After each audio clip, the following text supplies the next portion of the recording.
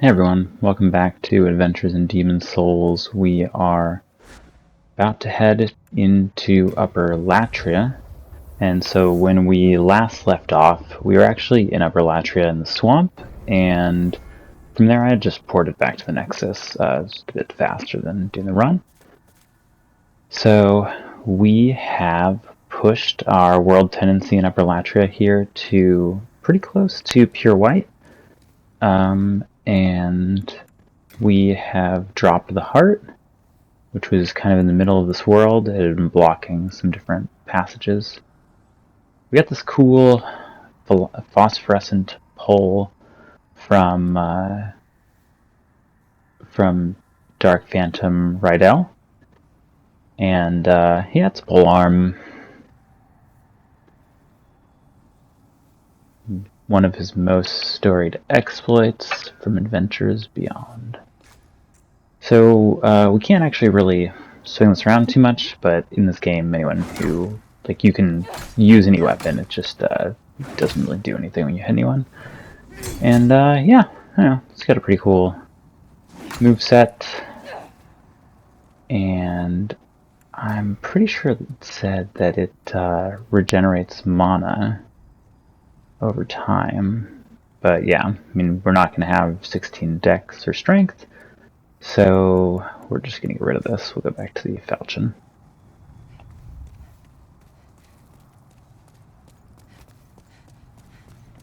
And so, like I said, we are going to go into the two areas that we were blocked off before. We don't really need to fight anything here, since we can basically just run past, I think, most of it. This guy seems like he needs a sword. Yeah, 3 hits should do. Ooh, what do you have? Stone. I think those are used to add, I want to say, poison to a weapon. We are still mostly just running with magic, but it's kind of cool to know, and maybe sometime once my playthroughs of this game are much faster, maybe I'll do a melee run with something cool like that.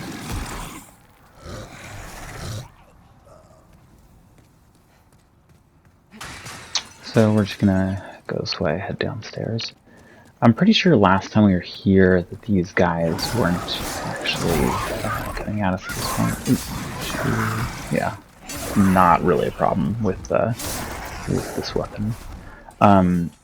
Yeah, these kind of guys crawled out of the heart when it dropped, and so it seems like we're fighting them here. I don't really need that ring because I'm not really casting, so let's put this on. It just helps get more item drops. See if we can find anything interesting.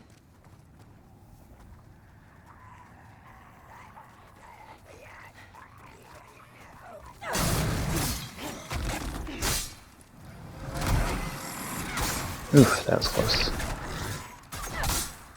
Alright, carve this guy up, and yeah, I kind of heard someone shooting some bolts at us. We are a caster after all, so we'll just take this guy out with our laser beam. And I think we can probably head inside here. Yeah. Yeah.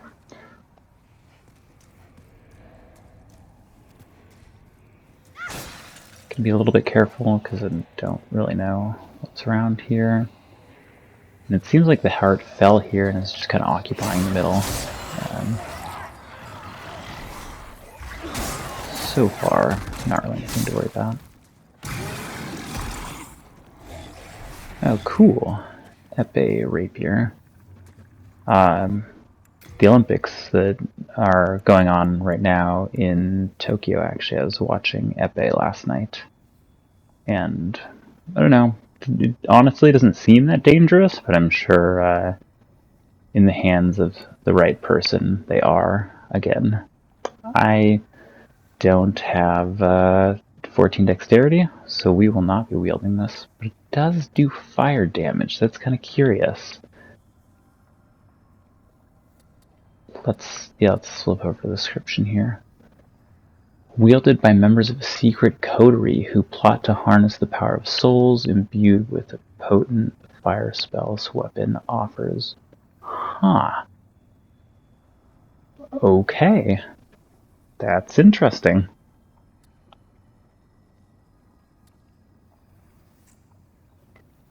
Well, like I said, unfortunately we will not be using it, but I think they really do have quite a few weapons in this game. I mean, they have the slashing, bludgeoning, piercing, and normal, as well as the casting stuff. Oh, sweet. Ring of Avarice. So the... Shoot, what is her name? The former nobleman's wife in Prison of Hope wanted to sell us this for 50,000 or something. Might as well throw that on. I don't know how much it actually gives you back. It's probably pretty modest, but you can get it for free. Seems like a deal.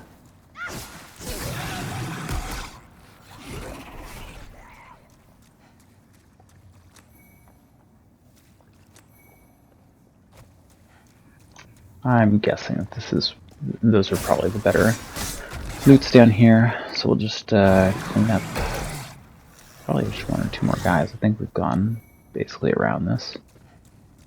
Can I go up here? No.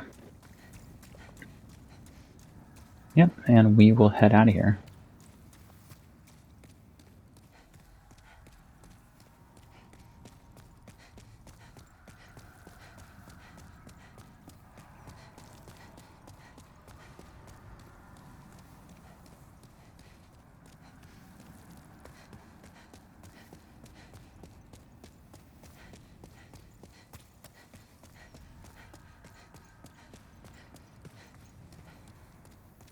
So we're going back to the way we came, and we're going upstairs now. This is the other area that was blocked by the heart when we were first running around.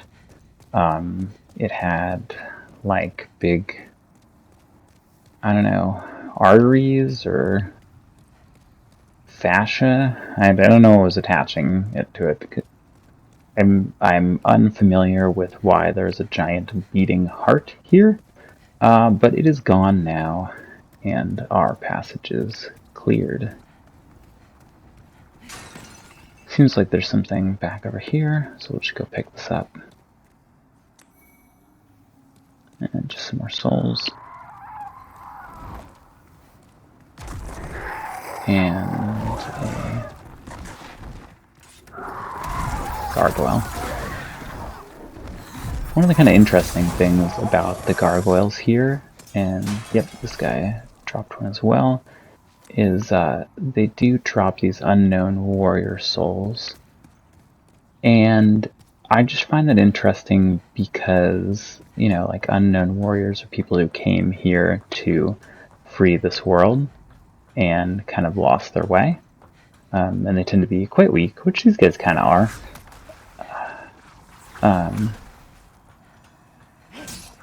I don't know, in a kind of sad way. It makes me wonder about, you know, like these creatures came here, you know, hopefully with the... Oh, jeez, that's bad. I hope this guy doesn't throw me off. Okay, that should be fine. Yeah. Sidesteps that. Yeah, they came here probably with the same hopes that we did, right? Which is, we came here to basically save this world, right? The Monumental challenges us with putting the old one back to sleep by defeating basically the area bosses. And so, yeah, I kind of wonder if these gargoyles came here for the same reason. Wow, do these stairs really just keep going up? I think we're almost at the top here, though. And we'll kind of look around to see the fog gate is over there. Some items here. We'll pick up.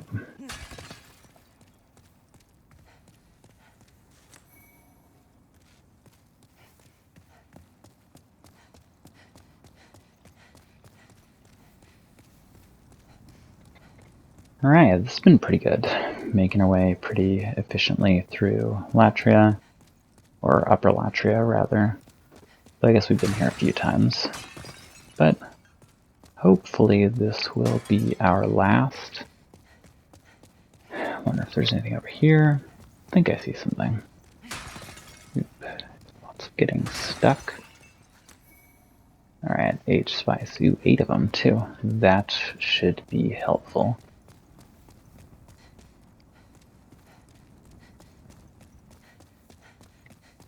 Okay, and we'll just make our way back to this fog gate, which I'm pretty sure is the boss. We see this blood stain right in front here, and we'll touch it.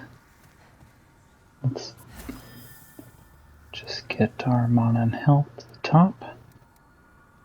And, I don't think we're going to need these. Probably won't do anything against the boss. Let's see. I guess a healing item, maybe? Okay. And let's go. So we have the Maneater boss here. He looks like a big gargoyle. Ooh. Ouch. That was, I think, some sort of stun, but I was able to get out of it. Ooh, he's fast. Charged us, but we got out of there. Let's run back here. And I think this is mostly where we're going to fight this boss.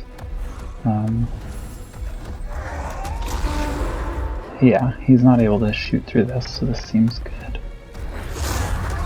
And we'll just see what a cast does. Not bad. Cast to the ground a little bit there. Alright, so yeah, just trying to see what his moveset is here. He's got a punch, and he did that green cast earlier, and some sort of dash. So, can just kind of bait his big punch there, and maybe the dash too. And he flew out of range right as I was casting. Where is he? Oop! Behind me. So far, he doesn't seem too bad, actually. This is going really well for a first attempt. Seems like as long as I can avoid maybe some series of attacks. Yeah, just totally burn them down here. Ow. Don't see me off the ledge. Oh, what the heck? Oh, there's a second one. Okay. If I can just burn down the first one pretty quickly, this should actually go. Get away, get away. No, they're both casting on me. Okay, but that one's dead. This is going very, very well. I just need to focus here.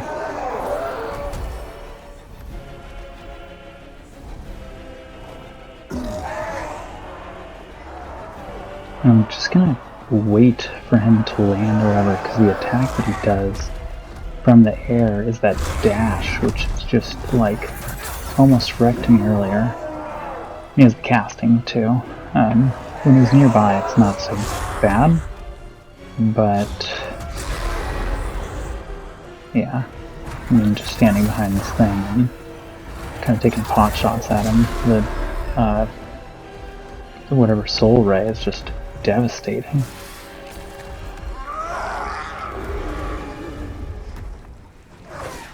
Oh shoot, I think he's buffing or something. It's like he's glowing green now. Definitely do not want to get hit by him now.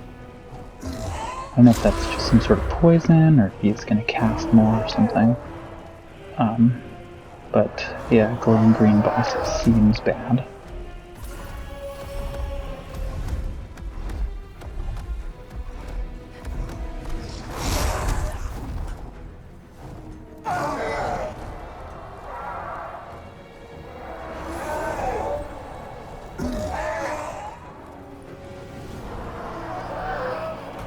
And I don't know, I think we just need a couple more hits on him here. He's still at full health. Ooh, Haxe as I get hit. And then again. Just don't get... That was a clutch roll. that was important. Okay. Let's see. Yeah, maybe 2 more hits or something. It's really disorienting when he flies away, actually, because the camera just kind of sticks on him, but then loses, and you're kind of facing just a random way. You can see I keep just hitting the lock-on button, which kind of spins me around a little bit too. But I think once he lands here, we can get 1 or 2 more hits in him real quick. 1 more. Just pop out here and just get him. Yeah. There we go. That's awesome. Maneater first shot. Sweet. Alright. Well, got our body back and a bunch of souls. It's a pretty good haul. Oop, don't fall off here. Some healing items. And we'll come up here. It's a pretty cool area, though. I don't know, I can't imagine fighting him anywhere but that middle. Yeah, there's nothing to defend here. Though he only has that one, he's got 1 cast and then lots of short range, so, but I guess when there's 2 of them, that'd be pretty hard. We pick up a legendary warrior soul, and of course his demon soul. We'll touch the archstone, and we'll head back to the Nexus.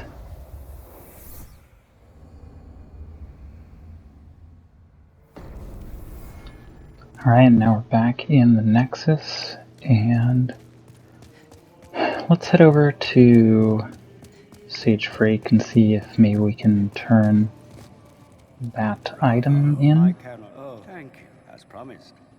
Let me teach you a new learn magic. Nope.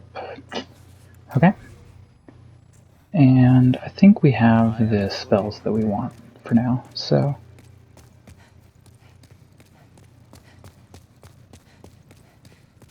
we will go...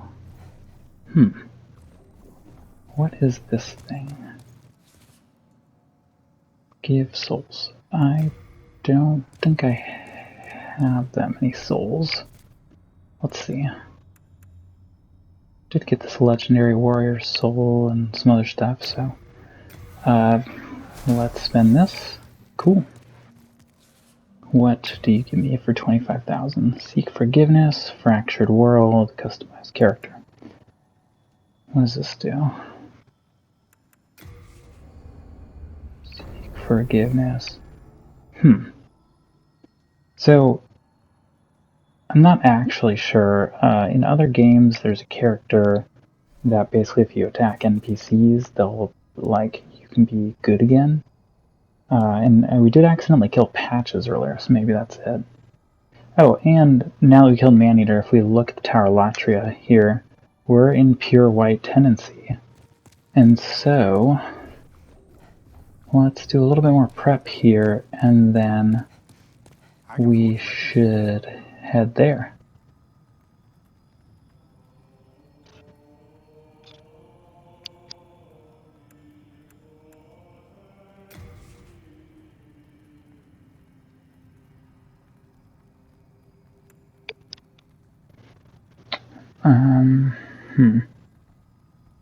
I can get some spices, but they didn't really seem to do much. Like, I have a pretty big mana pool. There's these folks, and normally they would teach you miracles, but my faith on this character is pretty low right now. I think you have to have at least 10 faith, and ours is like 5 or 6 or something.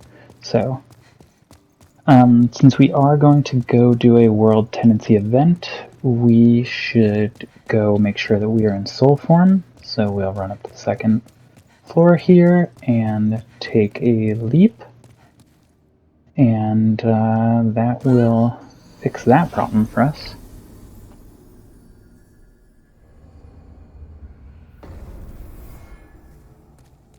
So the reason that we're actually able to do some of these World Tenancy events is that we're kind of towards the end of the game. The way that we've been mostly playing has been towards pure white, and before we get to New Game Plus, we'll actually do a bunch of pure black stuff as well.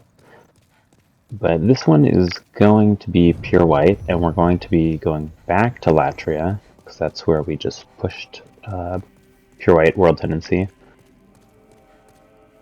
And so as we go run around, where am I going? Here we go. We're going to go to Upper Latria to get a key first, and I'm going to run past everything that I can, or, I'll be safe. But as we go, I'm going to try to start talking about some lore, and specifically about the characters involved in whatever tendency event we're doing. So, going back to the very opening scene, and the first thing that's actually said in the opening scene is that King Allant brought magic to his people and they made him prosperous. And we won't go too much into all of that right now, but it's worth kind of calling out King Allant, because he's mentioned there, and you'll see him mentioned by a few different kind of side characters. But he's actually a huge driver in the situation the world finds itself in right now. And he will come up again later.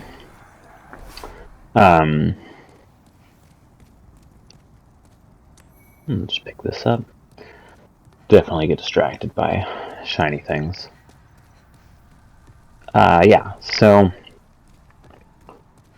King Allant brought magic to his people, and the person that we're actually going to go see right now is the guy who we have seen before, Lord Rydell. If reading one of the item descriptions that we have, it's a ring that we found actually in the Prison of Hope. We found it, I think it was kind of near the bridge, or on the bridge that was leading to Fool's Idol.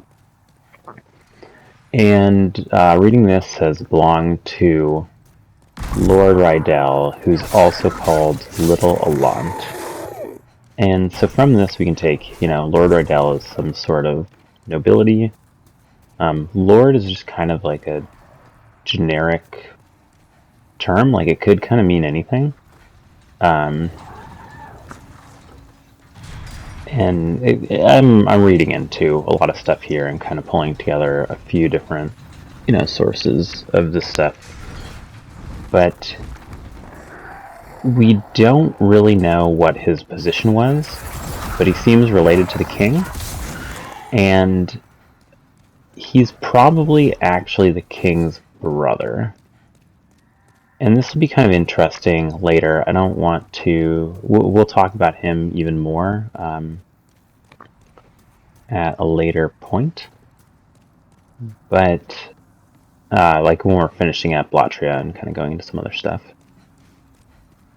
But it is interesting to think about the fact that the being that we are trying to free here is actually not Lord Rydell himself. He says that he is dead. Okay, we picked up this key. I don't think there's anything else. Let's see. We can... let's just board out of here. Okay, so we have the key to that floor. Go back to the Nexus, and then back to the Prison of Hope. Now it's kind of interesting. It ports you to... I guess it makes sense. It ports you to the statue, which I believe is where you're originally resurrected at the beginning of the game. So I was saying, we're not actually rescuing Rydell. Rydell's already dead, and he tells us that he's asking for help out of the cell to get a keepsake that he left on his body. And it was a keepsake of his wife, who we don't really know much about either. She's some sort of nobility, but that just kind of makes sense. He's the Lord, so it's unknown if that's by birth or just like, pretty sure when you get married, like everyone becomes nobility. The interesting question that we're not really sure about is like, why is his soul imprisoned, right? His body is dead. And it seems like kind of cruel fate. And so who did that and why? Maybe we'll speculate about that a little bit later. Alright, let's take these stairs. And we're doing this run that we have done 30 times or something.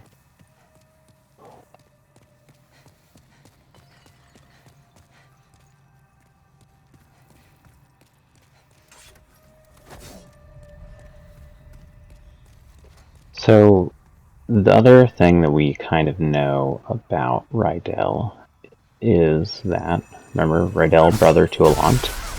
Oh gosh. This would be a silly place to die. That should be fine though. Oof. Okay. Yeah, so, Rydell, brother to King Alant. I mean, it's possible that King Alant was like king of this area too. At this point, we don't know, right? The descriptor of this archstone mentions Queen's ivory tower.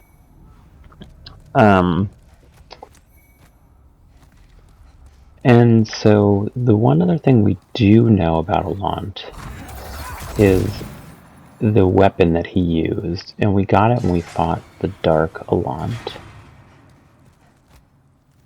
Dark Phantom Alant. Ooh, a pointy hat. Quick segue here, because I think this is a very interesting item. Pointy hats are normally worn by witches. And this item description actually says that, but this one also says this was worn by a witch. And so we kind of get this indication that not only is the Prison of Hope a place where fools were imprisoned and worshippers, right? But also witches. And to stick on that point about... Oh, nice. So many things here. Sorry, we just picked up the Sage Frake armor set. We'll talk about that in a future episode. But yeah, this is an indication that this area was used to keep prisoners who were practicing magical arts, or who worshipped that sort of thing. Thank you. And you are free. Take this fine piece of work. And so for freeing him, and he can go and rest, he gives us his other ring, the Dull Rat ring. The other ring we got from him was the Clever Rat ring. And they both have effects when you're low on health. So one gives a boost to damage, and the other one gives a boost to defense. And there's one other area that we can do something with this key, and so we're going to go do that real quick. So I was saying the prison seems like it has been used to hold people who worship or